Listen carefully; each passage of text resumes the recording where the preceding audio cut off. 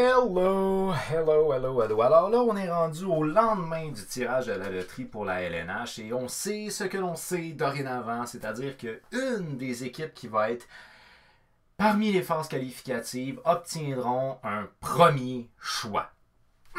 Ça me fâche de voir ça, ça n'a pas de sens. Il y a des équipes qui, selon moi, ne méritent pas du tout d'avoir l'opportunité d'avoir un premier choix. Il y a des équipes que je trouve plus ou moins, il y a des équipes que je trouve que oui, ils auraient dû effectivement faire partie, ou du moins, ils méritent d'avoir le premier choix. Bon, première des choses que je vais mentionner, c'est un petit erratum concernant, quand j'avais fait ma vidéo pour expliquer la loterie, j'avais mentionné par erreur, en fait, c'est une erreur de ma part, probablement au niveau de la traduction, je ne sais pas trop comment j'ai fait mon compte, mais par erreur, j'avais mentionné que si un des trois premiers choix était gagné par une des équipes, peu importe, qui faisait partie de la phase qualificative, que ce soit le premier, le deuxième ou le troisième, ou que ce soit même les trois ou juste deux, whatever, il y avait une deuxième phase. Et dans la deuxième phase, moi, ce que je mentionnais, c'est que toutes les positions vont être tirées au sort. C'est-à-dire que non seulement les positions qui vont être dans le top 3, mais les autres aussi vont être tirées au sort, alors que non. Si je me fie à ce que rapporte le rds.ca, il semblerait que c'est bel et bien uniquement l'équipe, en fait, le choix qui appartient à une équipe qui va faire partie de la phase qualificative, c'est le seul choix qui va être tiré au sort. Pour ce qui est des autres positions, ils vont être définis en conséquence de la position au niveau du classement avec le pourcentage de victoire, avec le pourcentage de points, excuse. Donc, de victoire, de points, peu importe. Donc, c'est ce qui fait que, par défaut, un coup qu'on va avoir tiré, comme là dans notre cas à nous, c'est le premier choix, un coup qu'on va avoir tiré au sort le premier choix, parmi toutes les équipes qui vont avoir perdu lors des phases qualificatives, ben après ça, ça va être le classement par défaut. OK? Donc ça, c'est un erratum que j'avais à faire. Alors là, ce que je veux faire avec vous aujourd'hui, c'est en fait, là, on sait que le premier choix, soit Alexis Lafrenière va, ben en fait, si Alexis Lafrenière est le premier choix, bien entendu, va appartenir à une des équipes qui va être des équipes qui vont être perdantes lors des qualificatifs, des qualifications. Alors là, ce que j'ai voulu faire, c'est de regrouper des équipes que je considère que ça serait bon qu'ils gagnent ce premier choix-là. En fait, ça serait bon pour toutes les équipes, mais je considère qu'ils mériteraient d'avoir ce premier choix-là. Ils ne méritent pas vraiment, puis ils ne méritent pas du tout. J'espère qu'ils ne l'auront pas. Bon, quand ils ont fait la structure pour les séries éliminatoires cette année, la LNH a donné la possibilité à des équipes comme le Canadien de Montréal puis les Hawks de Chicago d'avoir une possibilité de participer aux séries éliminatoires alors qu'ils ne méritaient pas de participer aux séries éliminatoires. Fait que, par conséquent, les équipes qui sont plus fortes, comme par exemple les Penguins de Pittsburgh ou les Oilers d'Edmonton, eux obtiennent par défaut la possibilité d'avoir un des choix qui allait être dans le top 3. C'est des équipes qui n'auraient pas dû théoriquement faire partie de cette loterie-là, mais ils en font partie à cause de la structure actuelle. Et en échange de quoi? Ben, il y a des équipes comme le Canadien et les Hawks qui ne devraient pas faire participer, d'avoir de possibilités de participer aux séries, mais qui vont l'obtenir. Fait que c'est un gagnant-perdant pour les deux côtés. Mais il reste quand même que je souhaite très très fort en me croisant les doigts que certaines équipes n'aient pas du tout le premier choix. D'autres équipes, je me dis, pas vraiment. Et d'autres équipes, je me dis, ben ça serait cool qu'il y ait le premier choix. Puis donner l'opportunité à d'autres équipes de shiner un peu. Alors on va y aller par conséquence de ça. Première des choses. S'il advienne que les Coyotes de l'Arizona, obtiennent le... Bon, en fait, il faudrait que les Coyotes perdent dans la phase qualificative puis qu'ils gagnent le tirage au sort, soit le premier choix. Donc, s'ils ont un choix dans le top 3, leur premier choix reste aux Coyotes de l'Arizona. Alors que ce premier choix-là a été échangé aux Devils du New Jersey dans la transaction de Taylor Hall. Donc, s'ils ne sont pas dans le top 3, le premier choix des Coyotes cette année va aux Devils. Mais s'ils sont dans le top 3, les Coyotes gardent leur premier choix. Les Canucks. Donc, si les Canucks ne participent pas aux séries, ils vont garder leur premier choix. S'ils participent aux séries, leur premier choix va aux Devils du New Jersey. Les Hurricanes. Les Hurricanes vont conserver soit leur choix à eux ou le choix des Leafs. Donc, ils vont conserver soit leur choix à eux ou le choix des Leafs.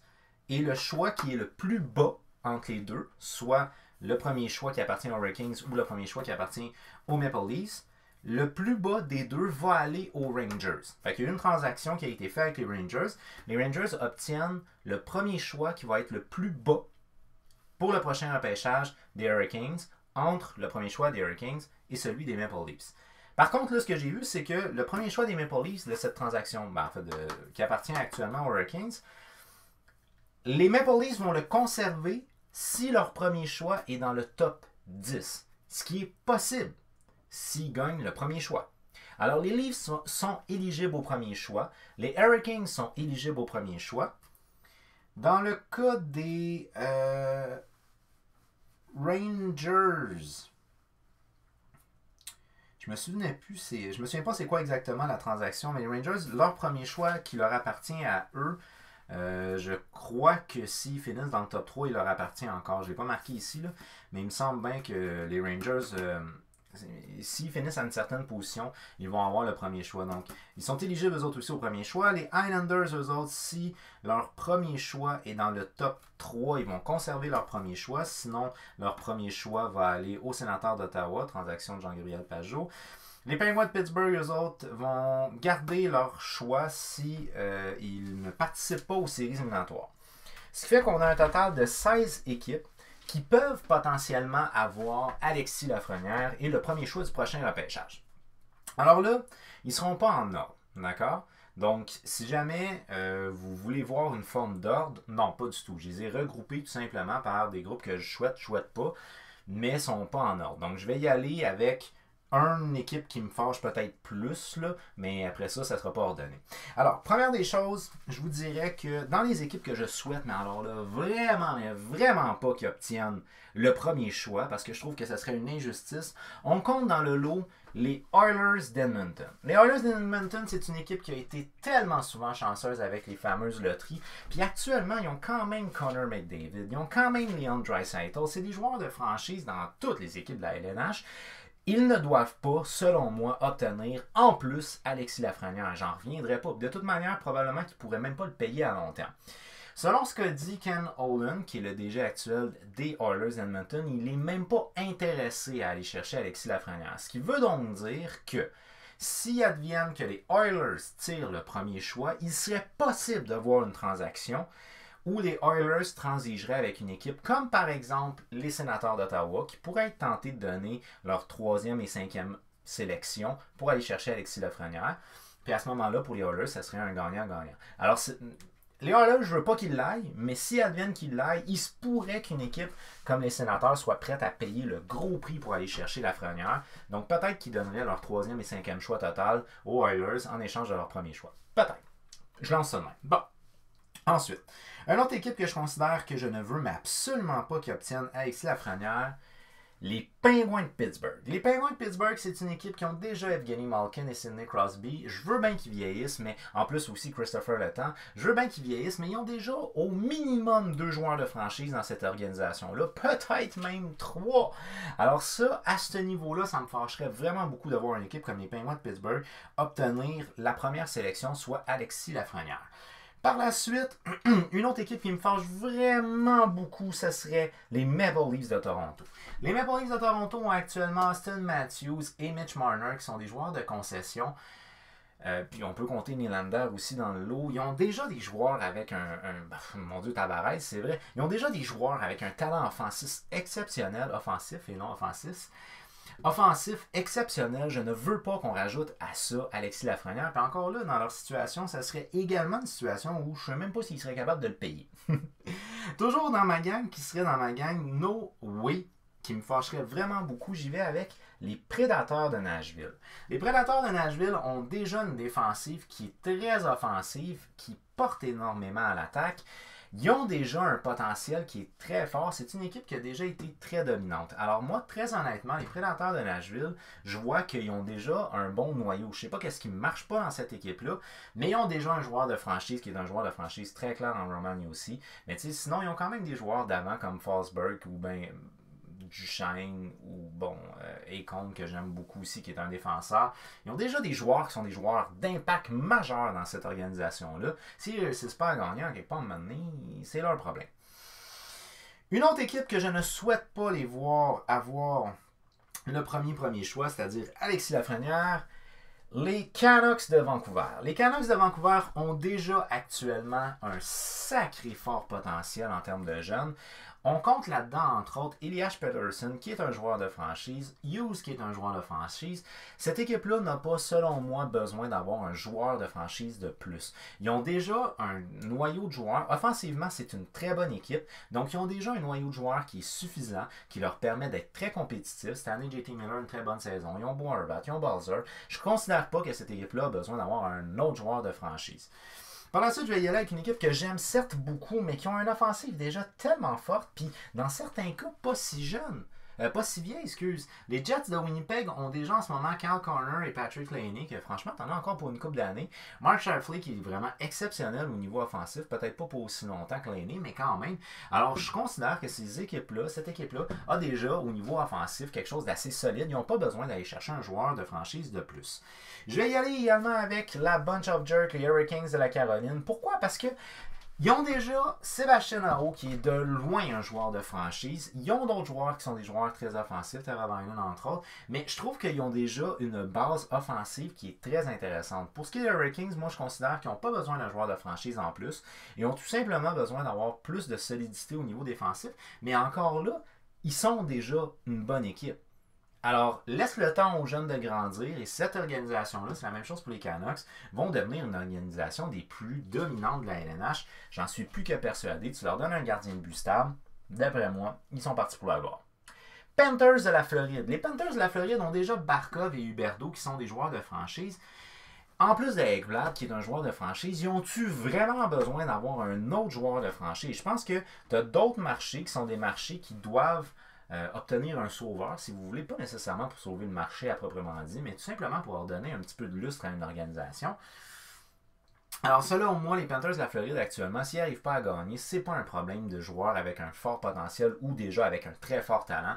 C'est peut-être une question de gestion ou de chimie au sein de l'organisation. Parce que si tu regardes les Hurricanes, la chimie est bonne, ça va bien. Fait que ces équipes-là, moi, ça me fâcherait vraiment beaucoup s'il fallait qu'ils obtiennent le premier choix. Puis ils ont toutes 12,5% des chances. Ça me fâche, ça me fâche. Bon, on va y aller avec les équipes que je vous dirais.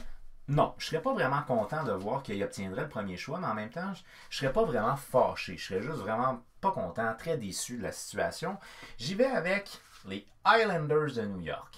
Les Islanders de New York, c'est certes pas l'équipe qui est la plus forte actuellement. Ils ont un bon jeu d'équipe. C'est une équipe qui n'est pas très dynamique sur un point de vue offensif. Alors oui, d'avoir un joueur comme Lafrenière, ça serait quelque chose qui leur ferait du bien parce que c'est une équipe qui est déjà, je l'ai déjà mentionné, un peu plate à regarder, mais ils gagnent des matchs grâce à ça. Avec un joueur de franchise comme Matthew Barzal, je pense qu'ils ont quand même quelque chose qui est pas si mauvais que ça dans cette organisation-là. Mais oui, un petit peu plus de punch à l'attaque pourrait être quelque chose d'intéressant. Je considère quand même qu'ils ne sont pas nécessairement les équipes qui sont les plus à plaindre. Les Flames de Calgary. Les Flames de Calgary ont déjà une attaque qui est assez intéressante. Puis dans le cas de Johnny Gaudreau, je comprends bien que ça lui fait peut-être beaucoup de pression. Mais tu sais, ils ont Matthew Tkachuk, ils ont Johnny Gaudreau qui sont capables de faire des points. Cette organisation-là, selon moi, n'a pas nécessairement un besoin majeur d'avoir un joueur de franchise. Fait que je considère que oui, ça pourrait peut-être les aider. Mais il n'en reste pas moins que je ne souhaite pas voir Alexis Lafrenière aller avec les Flames de Calgary. Je pense que les Flames ont déjà des joueurs qui sont suffisamment intéressants dans l'organisation. Les Hawks de Chicago. Bon, dans le cas des Hawks de Chicago, j'ai hésité. J'ai hésité non pas parce qu'en ce moment, ils n'ont pas des joueurs exceptionnels. On pense à Patrick Kane, on pense à Jonathan Toews. Mais c'est quand même plus de la petite jeunesse. Donc, le fait d'avoir Lafrenière permettrait aux Hawks, qui ont déjà été une équipe de décennie, de redevenir une équipe de décennie dans pas 30 ans. T'sais. Donc, leur reconstruction serait largement facilitée pour les Hawks. Cette année, ça allait très mal. Ils sont dans les bas-fonds de l'organisation de l'Ouest. Perso, moi, j'y vois un rôle aussi au niveau de l'entraîneur. Je ne suis pas très confiant de ce que fait le nouvel entraîneur. Là, son nom m'échappe malheureusement. Mais je ne suis pas très confiant de ce qu'il fait. Je pense que l'organisation a quand même un bon talent au sein de son équipe. Mais par contre, malheureusement, c'est peut-être pas super bien géré. Fait que bref, ça l'aiderait au niveau de la reconstruction, mais je pense pas que ça soit nécessaire que je pense qu'il y a des organisations qui en ont plus besoin. On va dire ça comme ça. Les Rangers de New York. Les Rangers de New York sont une jeune organisation qui a déjà un très très fort potentiel. Puis si jamais vous aimez les équipes jeunes, intéressantes, ils en font partie. Moi, quand que je pense aux Rangers de New York, là, je vois actuellement que Panarin, Zibanejad qui ont des saisons exceptionnelles. Panarin est là pour plusieurs années. C'est un des meilleurs joueurs sur un point de vue offensif de toute la LNH. Je considère pas nécessairement que c'est une équipe qui a besoin d'en avoir plus. Donc, on a Kako, quelque chose comme ça, qui est déjà un potentiel offensif qui est très intéressant pour cette équipe-là. Ils ont Adam Fox, un défenseur qui a l'air vraiment en tout cas, selon son potentiel, à un très haut niveau. Alors, je pense que cette organisation-là, avec les gardiens en ce moment, là, tout le combat qu'il y a par rapport aux gardiens de but, ils ont une relève qui est solide. Alors, je ne crois pas qu'ils ont nécessairement besoin d'avoir Lafrenière en plus. Mais si on Lafrenière en plus, ça va être une sapristi d'organisation à suivre dans les prochaines années. Là, on va y aller avec les équipes que je vous dirais que je serais plutôt content qu'ils obtiennent le premier choix. Alors, on voit qu'il y en a beaucoup qui me frustraient. Il y en a quand même pas si pire que je souhaite pas tant, mais que je me dis que ça serait peut-être pas mauvais. Il y en a pas beaucoup. Il y en a 4 total que je vous dirais que je serais plutôt content. Alors, on va commencer par briser l'abcès tout de suite parce que vous me voyez sûrement déjà venir, mais les Coyotes de l'Arizona. Les Coyotes de l'Arizona, je serais content qu'ils obtiennent un joueur comme Alexis Lafrenière parce qu'on part de la prémisse que les Coyotes vont probablement pas signer Taylor Hall, qui est lui-même un ailier gauche. L'organisation n'a pas réussi à développer à très haut niveau offensif le jeune Clayton Keller. Alors, ils ont Barrett Eaton actuellement, qui est un bon potentiel au niveau offensif, mais on ne les voit pas ni un ni l'autre comme des joueurs de concession. Le joueur de concession que les Coyotes ont, c'est Oliver Ekman-Larsson. Puis peut-être éventuellement, je pense que c'est Soderstrom ou quelque chose de même, un défenseur qui joue en Europe. Mais en tout cas, c'est une organisation qui peut voir développer un joueur de franchise en Barrett Eaton, mais tu es loin d'avoir la certitude de ça va être un joueur de franchise. Mais par contre, c'est un joueur qui promet vraiment beaucoup. Dans le cas de Clayton Keller, ça fait une couple d'années qu'il est dans la LNH puis il ne s'établit pas comme un joueur de franchise. Alors de voir un Alexis Lafrenière prendre la place que là, Taylor Hall va laisser vacant, que je crois qu'il va laisser vacant, ça pourrait être super intéressant pour cette organisation-là. En même temps, le fait qu'ils ont peut-être triché par les années passées en rencontrant des jeunes alors qu'ils n'avaient pas le droit de le faire, fait que je me dis, ils méritent peut-être un petit peu moins que les 3 autres organisations que je vais vous amener. Les 3 autres organisations que je vais vous amener, je vais commencer par les Blue Jackets de Columbus. John Tortorella fait des miracles avec cette organisation-là et même si j'ai beaucoup d'affection pour un joueur comme Pierre-Luc Dubois, les Blue Jackets n'ont pas actuellement un talent offensif exceptionnel. Alors c'est ce qui fait que j'aimerais voir un Alexis Lafrenière aller rejoindre cette organisation-là. Je pense très honnêtement que si les Blue Jackets réussissent à obtenir un joueur de franchise comme Alexis Lafrenière, de jouer avec un gars comme Pierre-Luc Dubois qui est responsable défensivement, ça serait un super premier trio. Puis honnêtement, un power play avec eux autres, puis Zach Werenski, ça serait excellent à voir. Alors moi, je pense que cette équipe-là a été frappée par les départs l'année passée, quand on pense entre autres à Bobrovsky puis à Panarin. Alors ça l'a fait du mal et ça pourrait faire du bien à l'organisation. C'est pas une organisation qui est vraiment hyper à plaindre actuellement, mais c'est quand même une organisation que je trouve que le coach fait quand même très très bien avec son groupe de joueurs et je pense qu'un Alexis Lafrenière pourrait rendre des fiers services et faire des Blue Jackets une excellente équipe pour l'avenir avec Elvis Mesredkin. Je pense que cette organisation-là serait vraiment beaucoup plus elle serait avancée un step de plus s'il y avait un joueur de franchise comme Alexis Lafrenière. Par la suite, je vais y aller avec le Wild. Le Wild du Minnesota est une équipe qui est vraiment vieillissante. Ils ont connu des belles années, mais ils n'ont jamais réussi à passer le step de plus. Alors, ils étaient bons en saison régulière, c'était tout le temps difficile en séries éliminatoires. Puis actuellement, le corps de cette équipe-là vieillit. Et ça, c'est quelque chose qui me fait excessivement peur parce que le Minnesota est un marché de hockey et l'organisation ne va pas nécessairement dans le bon sens. Alors, c'est la raison pour laquelle un gars comme Alexis Lafrenière pourrait amener du dynamisme à cette organisation-là. Et croyez-moi, Alexis Lafrenière aimerait, en tant que Québécois, donc ayant grandi dans un marché de hockey, il aimerait jouer dans une ville comme, la ville, c'est pas tant la ville en soi, là, parce que je pense qu'il joue à Saint Paul, là, mais il aimerait jouer dans un marché comme le marché de Minnesota. Parce que c'est un marché qui est très hockey. Les gens sont passionnés par le hockey. Puis l'organisation a déjà réussi à faire une organisation qui était solide pendant plusieurs années, même si on n'a pas réussi à se rendre aux grands honneurs. Je pense que ça pourrait être intéressant de voir un Alexis Lafrenière débarquer avec le Wild du Minnesota qui avait besoin d'un peu de punch à l'attaque. Et je termine, bien entendu, en tant que Québécois, avec le Canadien de Montréal. Dans le cas du Canadien de Montréal, bang, je le mets ici, je ne serais pas juste content, je serais euphorique de voir Alexis Lafrenière débarquer avec le Canadien de Montréal. Parce que le Canadien de Montréal, even though que j'aime vraiment, mais vraiment beaucoup Nick Suzuki, je crois pas que c'est un joueur de franchise à la même hauteur que peut être Alexis Lafrenière. Alexis Lafrenière a des statistiques qui sont légèrement inférieures à celles que Sidney Crosby avait dans la LHJMQ, légèrement inférieures à Connor McDavid. Alors pour moi, de voir un gars local être un talent aussi élevé, jouer à Montréal, je serais sous le charme. Sauf que, comment est-ce que l'organisation va encadrer ce jeune-là? Ça, c'est de quoi qui me ferait très peur. Mais vraiment très peur. J'aurais peur que l'organisation gâche un super talent. Le gars, il est naturel, OK? Donc, quand le Canadien a eu Carey Price, qui était un talent naturel, il a fini par se développer. Mais c'est un peu par défaut. Parce que le gars, il a un talent exceptionnel. Alors, c'est un peu ce que je verrais avec Lafrenière. Even though que le Canadien ne va pas nécessairement super bien gérer son développement, je pense qu'il y a un talent qui est vraiment exceptionnel. La seule chose, c'est que s'il faut qu'il soit repêché par le Canadien, je vous le dis tout de suite, je développe une haine profonde à l'égard de tous les médias québécois.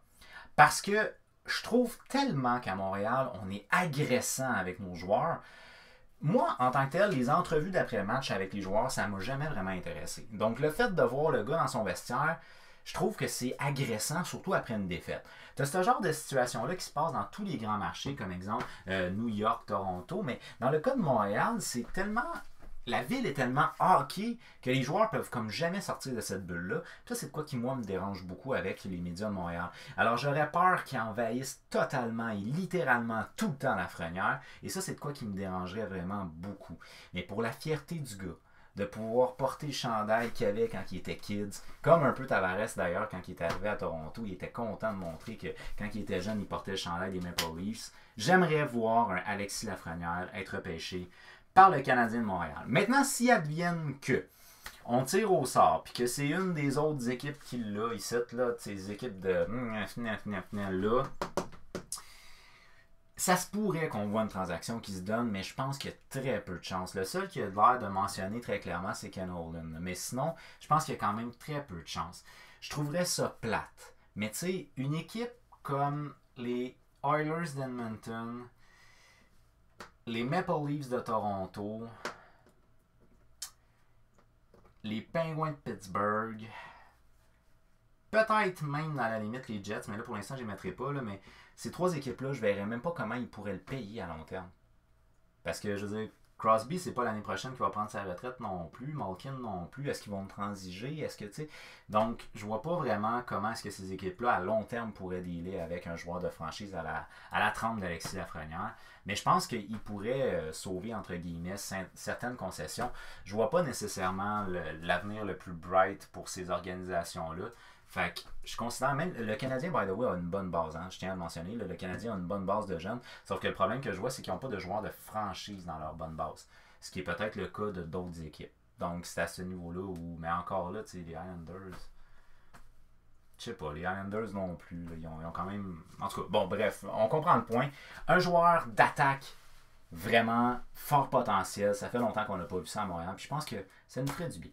Alors, en gros, c'est à ça que ça ressemble. Je ne sais pas qu'est-ce que vous en pensez. Est-ce qu'il y a des équipes que vous considérez qui mériteraient peut-être moins dans ceux que j'ai nommés? Peut-être dans ceux que j'ai nommés ici que vous verrez qui mériteraient un petit peu plus. Il y a des équipes qu'honnêtement, je pourrais bouger ici sans trop de problème. Là, je vous les ai divisés, mais ces trois-là, je veux vraiment pas, puis je vois pas comment ils s'y paieraient. Mais ceux-là ici, peut-être qu'ils pourraient être juste un petit nom. Puis peut-être est-ce qu'une équipe comme les Islanders pourrait être dans un hockey. Je sais pas. Alors, faites-moi savoir quels seraient vos choix à vous au travers des commentaires. Ça va me faire plaisir de pouvoir vous lire. Alors, on n'oublie pas, si vous avez aimé la vidéo, on y fait un j'aime, vous pouvez partager, qu'on change avec plus de monde, vous pouvez me suivre sur Instagram, hockey_fan_514. Alors sur ce, je vous dis un très très gros merci d'avoir regardé ma vidéo, merci du temps que vous avez pris pour moi, et on se revoit très bientôt. Ok, bye bye.